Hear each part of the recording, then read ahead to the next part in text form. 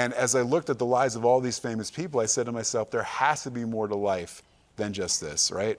They had everything I thought I could ever want. They had fame, they had fortune, they had all this stuff. But I saw how unhappy they were, and I realized that ultimately that would not fill the void that I was looking for in my life. And so I began the spiritual journey. I started to study with my rabbi, the synagogue that I grew up in, and I also got into martial arts and meditation because I didn't want just religion or ritual, but I really wanted a real relationship and I wanted an encounter with God.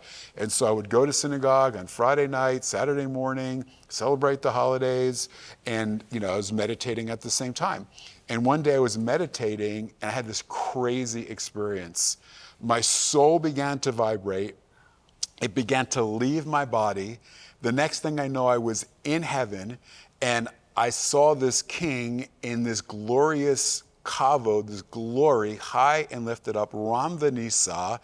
And I felt the power of God pulsate through every cell of my body. It was this indescribable feeling of euphoria and love and oneness and peace in ways that you can't even put into words.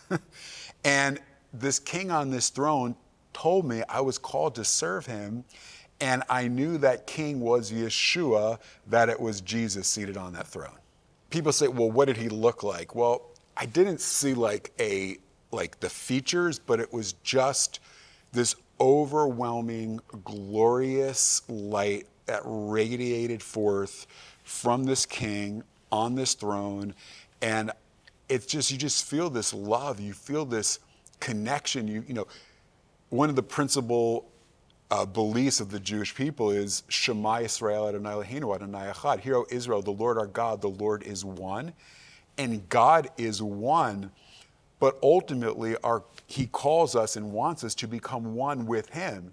And in that encounter, you just feel this oneness I felt this oneness with God, this oneness with Yeshua, this oneness with Jesus in a way that's indescribable. In a sense, you realize that when we're in our bodies, we feel very separate and distinct. There's a real sense of self in our bodies. But outside of our bodies, you're not limited and you do feel this sense of connection. And so I felt that. And again, I didn't know anything about Jesus, right? I mean, I didn't grow up learning about Jesus. I had never read the New Testament before. I'd never been to a church before. I had no idea what Jesus was about.